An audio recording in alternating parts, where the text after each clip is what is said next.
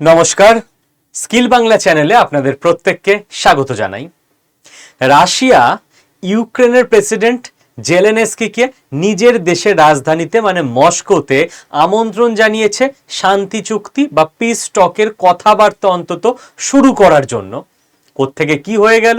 এই দুটো দেশ যুদ্ধ করছিল, এখন একে অপরকে আমন্ত্রণ জানাচ্ছে, তাও আবার শান্তির কথাবার্তা বলার জন্য। তো পুরো ব্যাপারটা আমাদেরকে বুঝে নিতে হবে খুব ভালো করে, কারণ জিওপলিটিক্স অত্যন্ত জটিল, আবার একটা মোড় নিচ্ছে, নতুন সমীকরণ হতে চলেছে। আর জিওপলিটিক্সের সমীকরণ বদলালেই আপনার জীবনেও এর ইম্প্যাক্ট আসতে বাধ্য, কারণ আলটিমেটলি সারা পৃথিবীর পুরো ইকোনমিটাই ডিপেন্ড করছে জিওপলিটিক্যাল সমীকরণের ওপর। তো চলুন দেখে নেওয়া যাক। দেখুন, প্রথমেই আপনাকে আমি সেই কথাটার সত্যতা একটু দেখিয়ে দিই। Russia invites Ukraine president Zelenskyy to Moscow for peace talks, যেটা আমি বললাম সেই কথাটা। এবার এই ব্যাপারটা হঠাৎ করে হলো কেন? হলো ঠান্ডার জন্য। স্যার কি বলছেন আপনি? খোলসা করে বলুন না, বলছি এক এক করে। দেখুন, তার আগে আপনাকে বলে রাখি, আমি বিভিন্ন নিউজ আর্টিকেল থেকে আমি নিয়ে এসেছি। দেখুন, এই মুহূর্তে ইউক্রেনে মারাত্মক ঠান্ডা, মারাত্মক। কোথাও কোথাও -30 ডিগ্রি পর্যন্ত চলে গেছে টেম্পারেচার। মানে ইতিহাস ব্রেক করে দেওয়া ঠান্ডা এবার ইউক্রেনে পড়েছে। -30 মানে ভাবতে পারছেন, আমাদের তো 8, 9, 10 হয়ে গেলেই আমরা কাঁপতে থাকি যে অসম্ভব, এ কি ঠান্ডা, মরে যাব। -30। এবার এহেন অবস্থায় কি হয়েছে বলছে, Trump says Russia to pause bombing Kyiv during extreme winter conditions. হঠাৎ করে জানা গেছে যে ডোনাল্ড ট্রাম্প তিনি বলেছেন যে আমি নিজে প্রেসিডেন্ট পুতিনকে ফোন করেছি। প্রেসিডেন্ট পুতিনকে ফোন করে ডোনাল্ড ট্রাম্প কি বলেছে? বলেছে, প্রেসিডেন্ট পুতিন আপনি এক সপ্তাহ, 1 উইক, ঠিক আছে, এরকম যেটা বলছিলাম -30 ডিগ্রি, আপনি এক সপ্তাহ কিভে, কিভ মানে ইউক্রেনের রাজধানী, তো ইউক্রেনে বম্বিং বন্ধ রাখুন। কেন? কারণ হিউম্যানিটেরিয়ান গ্রাউন্ডে, মানবতার খাতিরে, যুদ্ধের জায়গায়, কিন্তু এই ঠান্ডায় মানুষ মরবে না বাঁচবে কিছু ঠিক ঠিকানা নেই। তার মধ্যে রাশিয়া কি করছে? রাশিয়া স্ট্র্যাটেজিক অ্যাটাক করছে ইউক্রেনে। এখন তো অ্যাটাক আর সৈন্য মারা দিয়ে হয় না, এখন স্ট্র্যাটেজিক অ্যাটাক হয়। কিরকম? রাশিয়া যেটা করেছে, ইউক্রেনের যে পুরো ইলেকট্রিক গ্রিড তার উপর অ্যাটাক করছে। এখন যদি ইউক্রেনের ইলেকট্রিসিটি বসিয়ে দেওয়া যায় তাহলে কি হবে? ইলেকট্রিক নেই মানে এই মুহূর্তে ওখানকার লোকরা হিটার ছাড়া অসম্ভব বাঁচতে পারে, এমনি মরে যাবে। বোম মারতে হবে না, মিসাইল ছুটতে হবে না, কিচ্ছু করতে হবে না, জাস্ট ইলেকট্রিক গ্রিড মিসাইল মেরে নষ্ট করে দাও, সারা দেশের মানুষ এমনিই মরে যাবে হিটার ছাড়া। অসম্ভব, আমাদের দেশ দিয়ে আমরা ওদের ওয়েদার বুঝতে পারবো না। তো এহেন অবস্থায় ডোনাল্ড ট্রাম্প পুতিনকে বলেছে যে ইলেকট্রিক গ্রিড কেন, কোনো জায়গায় অ্যাটাক করা প্লিজ 7টা দিন আপনি বন্ধ রাখুন। এবং ডোনাল্ড ট্রাম্প বলেছে যে প্রেসিডেন্ট পুতিন নাকি সেটায় রাজি হয়েছে। ঠিক আছে, এই যে এখানে পুরো 1 উইকের জন্য, for a week, due to severely low temperature, মারাত্মক ঠান্ডার জন্য প্রেসিডেন্ট পুতিনকে যুদ্ধবিরতি দিতে ডোনাল্ড ট্রাম্প রিকোয়েস্ট করেছে, এবং and he agreed to do that. Donald Trump বলছে যে প্রেসিডেন্ট পুতিন রাজিও হয়েছে এটা করতে। বোঝা গেছে? তাহলে কি ব্যাপার? এইবার আমি আপনাকে আরো একটা ব্যাপার দেখাবো। এটা কোত্থেকে এলো? দেখুন, এই মুহূর্তে আবুধাবিতে ইউএইর প্রেসিডেন্ট বসে আছেন। আমাদের দেশে কদিন আগে এসেছিলেন, দেখে চিনতে পারছেন। ইউএইর প্রেসিডেন্টের উপস্থিতিতে আমেরিকা, ইউক্রেন আর রাশিয়া, 3টে দেশের লোকেরা আলোচনা করছে, একদম বড় লেভেলের ডিপ্লোম্যাটরা, অফিসাররা, যাতে কোনো শান্তির উপায় বেরোতে পারে। বাট আলোচনাটা এটা ফলপ্রসূ হয়নি, ভেস্তে গেছে। একটা আলোচনাতেই রেজাল্ট চলে আসবে এমন নয়, আলোচনা শুরু হয়েছে, এটা সব থেকে বড় ব্যাপার। ভেস্তে যাওয়ার মেন কারণ আছে। ভেস্তে যাওয়ার মেন কারণ কি জানেন তো? এইটা, এখন এই গোটাটা ছিল ইউক্রেন। এবার এর মধ্যে যে লাল জায়গাটা দেখছেন এইটা রাশিয়া দখল করে নিয়েছে এই 3 বছর ধরে যে যুদ্ধ চলছে সেখানে। এবার রাশিয়া বলছে চলুন যে যেখানে আছি আমরা ওখানেই থেমে যাই, আমরা যতটা দখল করেছি ওটা রাশিয়ার মধ্যে চলে আসবে, এই জায়গাগুলো হচ্ছে রাশিয়া, আর বাকিটা ইউক্রেনের মধ্যে দিয়ে দেবো। ইউক্রেন বলছে তা আবার হয় নাকি, এটা আমাদের জায়গা, এখান থেকে সরো, আমাদের জায়গা ফেরত দিয়ে যুদ্ধ থামাবো। তো এই নিয়ে দর কষাকষি চলবেই, কেউ সহজে ছেড়ে দিতে চাইবে না। তো এই চলছে মেন সমস্যা। এইবার আমাদের কয়েকটা জিনিস বুঝতে হবে। কি জিনিস? যদি এই শান্তি সমঝোতা হয়ে যায়, যেখানে আবুধাবিতে শান্তি সমঝোতা ভেস্তে যাওয়ার পর প্রেসিডেন্ট পুতিন প্রেসিডেন্ট জেলেনস্কিকে ডিরেক্ট রাশিয়ার রাজধানী মস্কোতে আমন্ত্রণ করে দিয়েছে যে দূর ছাই ওসব আবুধাবিটা বাদ দাও, এসো আমার দেশে, একদম বসে দুজনে ভাই ভাই কথা হবে চা খেতে খেতে। এটা যদি হয়ে যায় সব থেকে বড় লাভ তো আমাদের হবে, কারণ ইউএসএ ইন্ডিয়ার এই মুহূর্তে ট্রেড ডিল নিয়ে যে মেন সমস্যা চলছে, আমেরিকা আমাদের ওপর যে এক্সট্রা 25% ট্যারিফ চাপিয়ে রেখে দিয়েছে, কিসের জন্য? যে রাশিয়ার তেল যেন না কেনে ইন্ডিয়া। রাশিয়ার ওপর আমেরিকার নতুন করে রাগটা হলো কি থেকে? কারণ রাশিয়া ইউক্রেনের ওপর অ্যাটাক করছে। তো রাশিয়া ইউক্রেন যদি যুদ্ধই থেমে যায়, ইউএসএ ইন্ডিয়ার ঝামেলাই থাকবে না, রাইট? তাহলে আমাদের দিক থেকে তো সব থেকে ভালো সেটাই। কিন্তু এই মুহূর্তে হবেটা কি, কোন দিকে যেতে পারে? দেখুন প্রথম কথা আমাদের তিনজনকে বুঝতে হবে, পুতিন, ট্রাম্প, জেলেনস্কি। প্রথমে যদি আপনি পুতিনকে বুঝতে চেষ্টা করেন, পুতিন কেন এই অফারটা দিল? নাম্বার 1, ও বাকি পৃথিবীকে মেসেজ দিয়ে রাখলো যে আমরা খারাপ লোক, আমরা অ্যাটাক করেছি, ওয়েস্টার্ন মিডিয়া তো এইসবই প্রোপাগান্ডা ছড়াচ্ছে, আমরা শান্তি কথাবার্তা শুরু করার জন্য, পিস টকের জন্য প্রস্তাব দিচ্ছি, আমরা এতটা ভালো লোক। 2, আমেরিকাকে বার্তা প্রেসিডেন্ট পুতিনের যে আমেরিকা আমরা চাইছি সলভ করে নিতে। কেন এই বার্তাটা দিচ্ছে আমেরিকাকে? কারণ রাশিয়াও ইকোনমিক্যালি প্রচুর স্ট্রাগল করে নিয়েছে লাস্ট 3 বছর, আর চাইছে না রাশিয়া, চাইছে ঝামেলাটা এবার শেষ হোক। কারণ রাশিয়া এতটা ব্যস্ত হয়ে গেছে ইউক্রেন নিয়ে লাস্ট 3 বছর, রাশিয়ার জিওপলিটিক্যাল ক্ষমতা আমেরিকা অনেক জায়গায় কমিয়ে দিয়েছে, রাশিয়া সেদিকে মন দিতে পারেনি। সিরিয়া থেকে ইরান পর্যন্ত প্রচুর জায়গায়, ভেনেজুয়েলা। রাশিয়া এটাও আবার নিজের লোককে, মানে রাশিয়ার ইন্টারনাল যে রাশিয়ান মানুষ, তাদেরকে প্রেসিডেন্ট পুতিন বার্তা দিয়ে দিল, ভাই ডিল হচ্ছে আমার ঘরে বসে, আমি ওকে আমার দেশে ইনভাইট করছি, তো রাশিয়ার সম্মান অক্ষুণ্ণ রইল। তো প্রেসিডেন্ট পুতিন একটা চালে সবাইকে বার্তা দিয়ে দিল। ইউক্রেনকে বার্তা প্রেসিডেন্ট পুতিনের তরফ থেকে ক্লিয়ার যে ভাই ইউক্রেন, তোমাদের প্রেসিডেন্টকে বলো মিটমাট করে নিতে, তোমরা এত কষ্টে আছো, মরছো, রাশিয়ার সেনা অ্যাটাক করছে, আমি তো শান্তি চাইছি, তোমাদের প্রেসিডেন্ট চাইছে না। তো মাস্টার স্ট্রোক রাশিয়ার তরফ থেকে ডান। এবার ট্রাম্পকে বুঝুন, ট্রাম্প জেলেনস্কির ওপর চাপ বাড়াচ্ছে চুক্তি করে নিতে রাশিয়ার সঙ্গে। কেন? 3টে কারণে। নাম্বার 1, আমেরিকার ইকোনমিতে এই মুহূর্তে $37 ট্রিলিয়ন ধার রয়েছে। আমেরিকা দেখছে ইউক্রেনের যুদ্ধে ফান্ডিং করতে করতে আমেরিকার বিপুল ক্ষতি হচ্ছে, এই ক্ষতি ট্রাম্প চায় না ইকোনমিতে।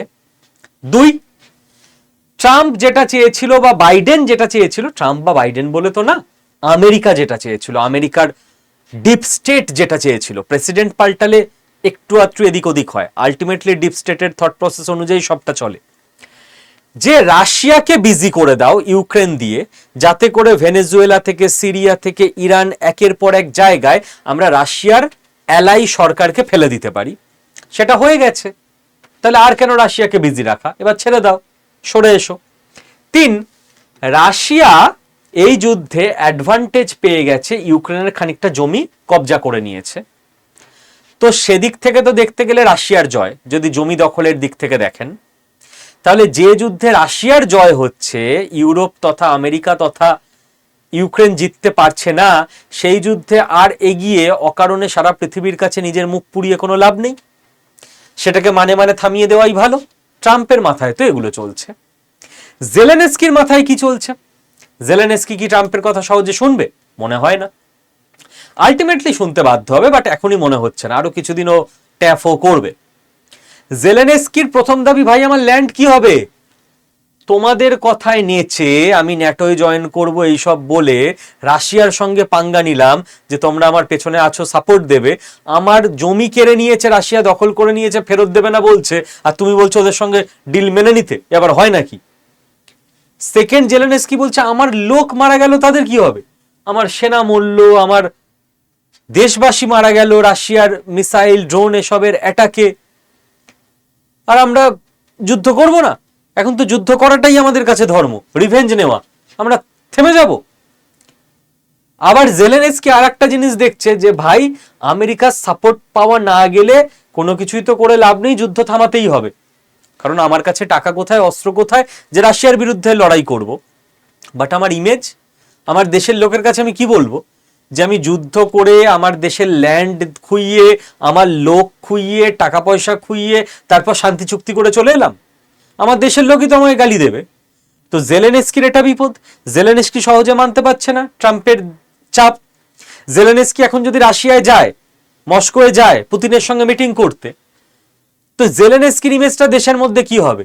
যে আমাদের প্রেসিডেন্ট তো হালই ছেড়ে দিয়েছে, পুতিনের কথায় ভয়ে ভয়ে পুতিনের সঙ্গে ওদের দেশে মিটিং করতে চলে গেছে। এই মুহূর্তে এইটাই হচ্ছে বিপদ। এবার আমেরিকা খুব করে আর একটা কারণে চায় রাশিয়া ইউক্রেন ঝামেলা মিটিয়ে দিতে, আরআইসির ভয়।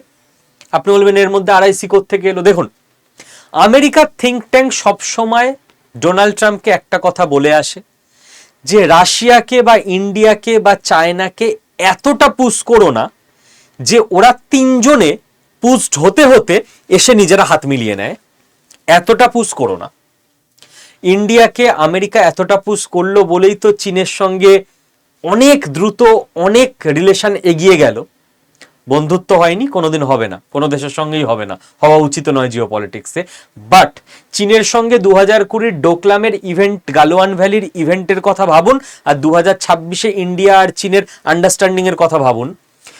5 বছরের মধ্যে এত বেটার রিলেশন, এত ইমপ্রুভমেন্ট ইউএস এর চাপের ফলেই হয়েছে। তো ইউএস এর থিঙ্ক ট্যাঙ্ক ডিপ স্টেট এটা কখনো চায় না যে রাশিয়া, ইন্ডিয়া, চায়না এতটা আমেরিকার থেকে ধাক্কা খাক যে একসঙ্গে চলে আসুক, তাহলে আমেরিকার জন্য চিন্তার বিষয় হয়ে যাবে। তো আমেরিকা রাশিয়াকে আর ধাক্কা দিতে চাইছে না, যে ভাই আরো যদি ধাক্কা দিতে থাকি রাশিয়াকে, না জানি চীন ইন্ডিয়ার সঙ্গে কি ডিল করে বসবে এবার। ফিফথ,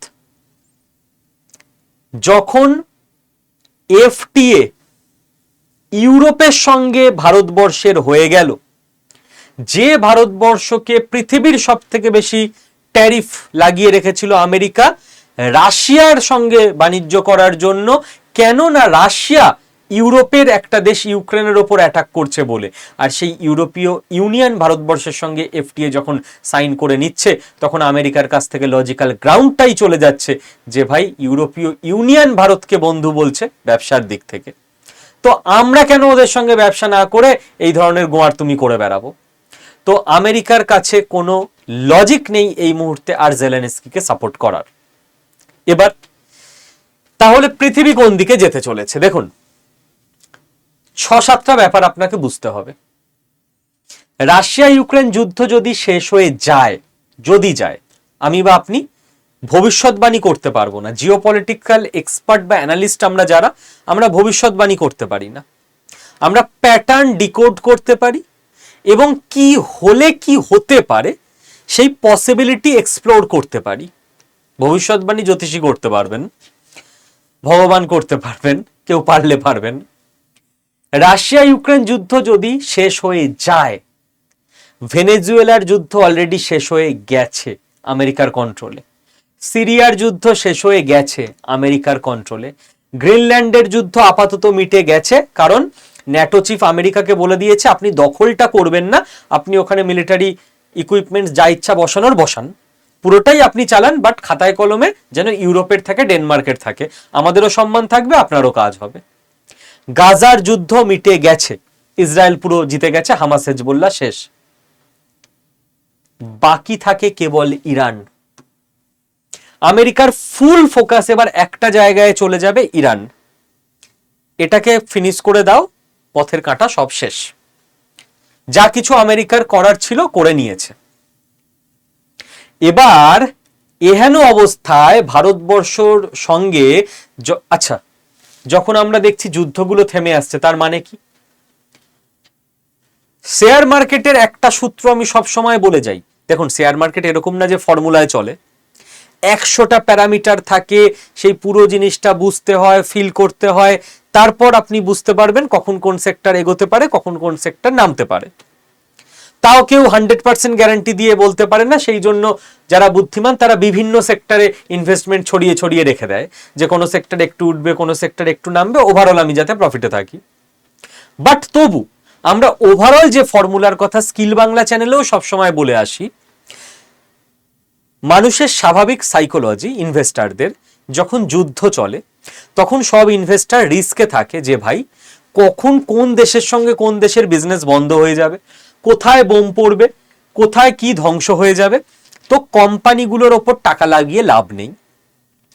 সেফ থাকার জন্য যুদ্ধের সময় ইনভেস্টাররা টাকা লাগায় মেটালে। যুদ্ধের সময় মেটালের দাম চড়চড়িয়ে উঠতে থাকে, ইন জেনারেল কথা বলছি, ঠিক আছে, ব্যতিক্রম আছে। যখনই যুদ্ধ থেমে যাবে, তার মানে কি? যখনই বিভিন্ন দেশগুলোর মধ্যে এফটিএ হবে, free trade agreement, trade deal, মানে বিজনেস বাড়বে, তার মানে কি? বিভিন্ন যে কোম্পানিগুলো তার লাভ বাড়বে, তার ভবিষ্যৎ দেখা যাচ্ছে, তার মানে কি? ইনভেস্টাররা ইন জেনারেল মেটাল থেকে টাকা তুলে লাগাবে কোম্পানিগুলোর ওপর। ধরুন যদি ভারতবর্ষে একটা কাপড়ের কারখানা আছে যে হয়তো স্টক মার্কেটে লিস্টেড আছে, তো ইউরোপের সঙ্গে এফটিএ হবার আগে তার যদি 10 টাকার বিজনেস হতো, এবার তো এক্সপেক্টেড যে তার 20 টাকার বিজনেস হবে। এত বড় একটা মার্কেট চলে এসছে। তাহলে যে ইনভেস্টারের কাছে 5 টাকার সোনা সে কিনেছিল, যেটা যুদ্ধকালীন সময় হয়তো 12 টাকা হয়ে গেছে, এবার সেই ইনভেস্টার তো দেখবে ভাই আমার এই সোনার 12 টাকাটা আর সোনাতে রেখে লাভ নেই, এটা এবার যুদ্ধ মিটছে মানে যে কোনো সময় ডাউন হয়ে যেতে পারে, এবার এই 12 টাকাটা আমি লাগিয়ে দেবো এই কোম্পানির ওপর, কারণ এই কোম্পানিটার সম্ভাবনা আছে ডবল হবে, আমার 12 টাকাটা এবার 24 টাকা হবে। তো যে বুদ্ধিমান ইনভেস্টার তার টাকা কিন্তু কখনো ডুববে না, কখনো মানে 10% ক্ষেত্রে ডুববে, 90% ক্ষেত্রে বাড়বে, এইভাবেই চলে বেশিরভাগ ক্ষেত্রে। সে 5 টাকাটা যখন যে ফিল্ডে 10 টাকা 12 টাকা হবার সেই ফিল্ডেই লাগিয়েছিল, আবার ঠিক সময় সে এক্সিটও নিয়ে ওই টাকাটা অন্য ফিল্ডে লাগিয়ে দিতে জানে। এটা কিন্তু আপনাকেও করতে হবে যারা আপনারা নিজেদের সম্পদ বৃদ্ধি করতে চান। কাজেই নিজেরা ভাবুন, দেশের নিয়মের বাইরে, সেবির নিয়মের বাইরে আমি কোনোদিন যাব না। কাজেই আমি কোনোদিন বলবো না যে অমুক জিনিসটা বাড়বে অমুক জিনিসটা কমবে, আমি হিন্টসই দিয়ে যাব। লাস্ট 4-5 দিন ধরে যারা আমার ভিডিও ভালোভাবে ফলো করছেন তারা একটা হিন্টস আশা করি পেয়েছিলেন, যেটা আমার অ্যাজাম্পশন ছিল লজিক্যাল, যে যুদ্ধ বন্ধ হচ্ছে, ট্রেড ডিলগুলো হচ্ছে মানেই হতে পারে মেটাল এবার ডাউন যেতে পারে। 100টা প্যারামিটার থাকতে পারে, তার মধ্যে আমি একটা প্যারামিটার বলছি। কাজেই আপনাদেরকে বুঝতে হবে কখন কোন জায়গাটা থেকে আপনারা স্টক মার্কেটে এক্সিট নেবেন। স্টক মার্কেট থেকে এক্সিট নিতে হবে না, 100টা জিনিস আছে, আর সব সময় কোনো না কোনো একটা সেক্টর হুড়মুড় করে বাড়ছে। আমরা সোনার উপর ক্ষেত্রে যখন এটা হুড়মুড় করে বাড়ে বা হুড়মুড় করে পড়ে এত জানতে পারি, তার কারণ সোনার উপর সঙ্গে ভারতবর্ষের একটা আলাদা কালচারাল যোগাযোগ আছে প্রবাহ আবহমান কাল ধরে, যার ফলে ওটা চর্চা হয়। কিন্তু যখন সোনার উপর ফ্ল্যাট থাকে, অন্য কোনো না কোনো সেক্টর হয়তো হুড়মুড়িয়ে বাড়ছে, সেই সেক্টর নিয়ে চর্চা কম হয়। যারা স্টক মার্কেট নিয়ে খবর রাখেন তারাই কেবল হয়তো খবর রাখেন, কিন্তু মাথায় রাখবেন প্রত্যেকটা টাইম কোনো না কোনো সেক্টর হুড়মুড় করে বাড়তে বাধ্য। আপনাকে খালি ধরতে হবে বোধ, বুদ্ধি, ফাইন্যান্সিয়াল লিটারেসি, জিওপলিটিক্সের আলোচনা থেকে যে কখন কোন সময় কোন সেক্টরটা উঠতে পারে। আপনি আপনার ইনভেস্টমেন্ট সুইচ করাতে থাকবেন, স্টক মার্কেট থেকে বেরোতে হবে না, এবং ইনভেস্টমেন্ট ওভারঅল বাড়তেই থাকবে যদি না আপনার মনে লোভ থাকে, যদি না আপনি জিওপলিটিক্স থেকে বিচ্যুত থাকেন, যদি না আপনার ফাইন্যান্সিয়াল লিটারেসি কম থাকে, রাইট? তো আশা করি খানিকটা আইডিয়া দিতে পারলাম ভারতবর্ষের ওপর কি ইম্প্যাক্ট হতে পারে, স্টক মার্কেটের ওপর কি ইম্প্যাক্ট হতে পারে। বাকি আপনারা আপনাদের মতো করে সিদ্ধান্ত নেবেন। এই ভিডিওটা কখন আপলোড হবে চ্যানেলে আমি জানি না, এখন রাত 1:21 বাজে, আমি অফিসে রয়েছি, কারণ আমার বাড়িতে দুজন একসঙ্গে হঠাৎ একটু অসুস্থ হয়ে গেছেন। তো সকাল থেকে আমি রেলের ব্যাচের স্টুডেন্টদের ক্লাস ইত্যাদিগুলো করিয়ে দৌড়েছিলাম। দুজন পেশেন্টের সমস্ত ট্রিটমেন্ট A to Z, কিছু একটু জটিল ট্রিটমেন্ট ছিল, কমপ্লিট করিয়ে রাত 10:30টায় বাড়িতে ফিরি, অ্যান্ড বাড়িতে ডিনার করে আবার আমি অফিসে চলে আসি। যে আমি যখন ভিডিওটা আজকে বানাবো ভেবেছি, তো ভিডিও বানিয়ে মাঝরাতে আমি আবার গাড়ি নিয়ে বাড়িতে ফিরে যাব, কারণ স্কিল বাংলা আমার কাছে ডিউটি নয়, স্কিল বাংলা চ্যানেল আমার কাছে নিজের জীবন, নিজের জীবনেরই অঙ্গ। আর আপনারা যারা স্কিল বাংলা চ্যানেলে যুক্ত আছেন তাদেরকে আমি আমার নিজের এক্সটেন্ডেড পরিবার বলেই মনে করি। কাজেই আমি রাত 1:22 এখন ভিডিও এন্ড করছি, আপলোড করে দিচ্ছি। যে আমাদের চ্যানেলের দায়িত্বে আছে, যে ভিডিও পাবলিক করে, ওকে আমি মেসেজ তো করে দেবো হোয়াটসঅ্যাপ, এত রাতে ফোন আর করবো না, ও যখন সকালে উঠে ঠিক সময় মনে করবে ভিডিওটা পাবলিক করে দেবে। থ্যাংক ইউ, সকলে ভালো থাকবেন।